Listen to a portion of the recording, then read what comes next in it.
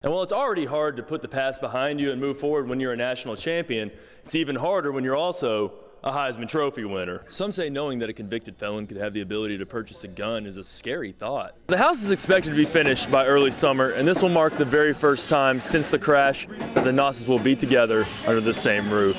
It's homecoming for Auburn against Furman, but 7 Alabamians on the Furman roster should feel at home in Jordan-Hare, including Spain Park grad Adam Mims. He's the Paladins' top receiver with 55 catches for 613 yards. Although today's festivities were to celebrate a decade-long fight against cancer, a few surprises gave reason to be excited about the future.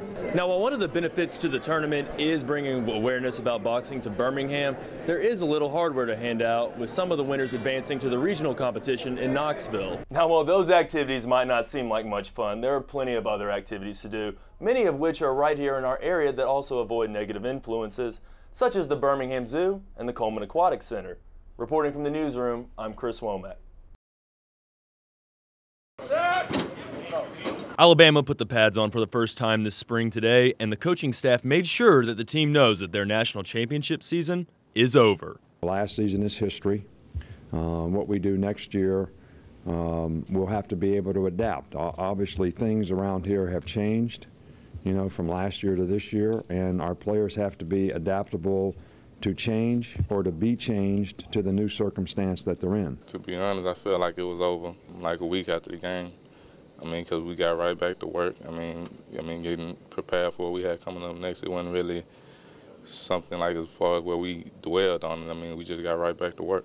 And while it's already hard to put the past behind you and move forward when you're a national champion, it's even harder when you're also a Heisman Trophy winner. It's kind of in the past. It's in the history books. It'll always be there. And we have a new team, and we're trying to develop a new identity. And so we're just out there, and the national championship is not on any of our minds. We're just focused on becoming the best team we can be and establishing a new identity for this team. You're going to be evaluated on what you do in the future.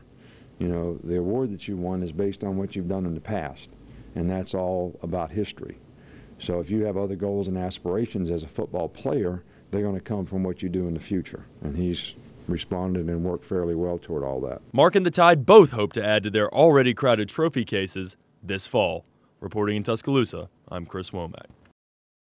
When Anthony Grant was hired back in April, he talked about blazing a trail that did not include losing 4 straight games for the first time in his career.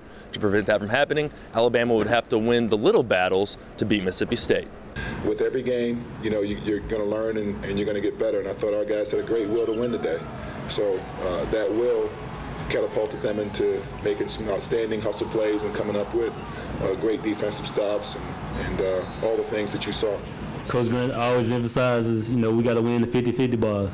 I think we did a great job of that tonight. One of the biggest challenges facing the Tide defensively, stopping Jarvis Bernardo, who came in averaging over 14 points a game. The task was given to sophomore Jermichael Green, who credited his coaches with preparing him to stop the monster in the middle. Our coaches, they worked with me at practice, and I knew he was comfortable going to over his left shoulder with his right hand, so I tried to take that away, and he kind of struggled with that. And we preach, Coach Grant preached to us every day about rebounding. A couple weeks ago, I heard we was like last place in rebounding, the worst rebound team in the SEC, so trying to get a new name for ourselves and be the best. You know, he obviously did a great job today of attacking and finishing and rebounding the ball, but I thought overall everyone, you know, did their part today to contribute. Bernardo wasn't the only problem the Tide had to deal with. The Bulldogs came in boasting the SEC's leading three-point shooting team, but tonight, the Tide held them to only 2. Reporting from Coleman Coliseum, I'm Chris Womack.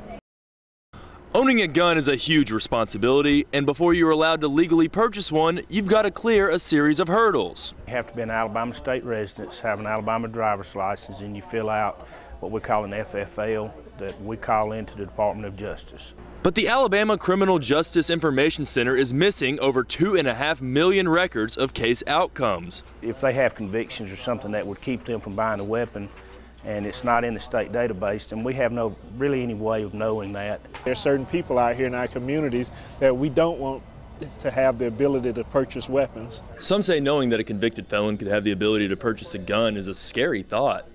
The fact that felons are able to get guns is a little disturbing. Anyone who is convicted of a felony you really wouldn't want them running around with a gun. One of the solutions is extending the waiting period for sales approval, which is up to several days. Sometimes it takes longer to get that information, and then it also will give law enforcement and give everyone involved the chance to really vet that person and make sure that we have all of our I's dotted and our T's crossed. In the end, the final decision is still up to the seller, even if the application is approved.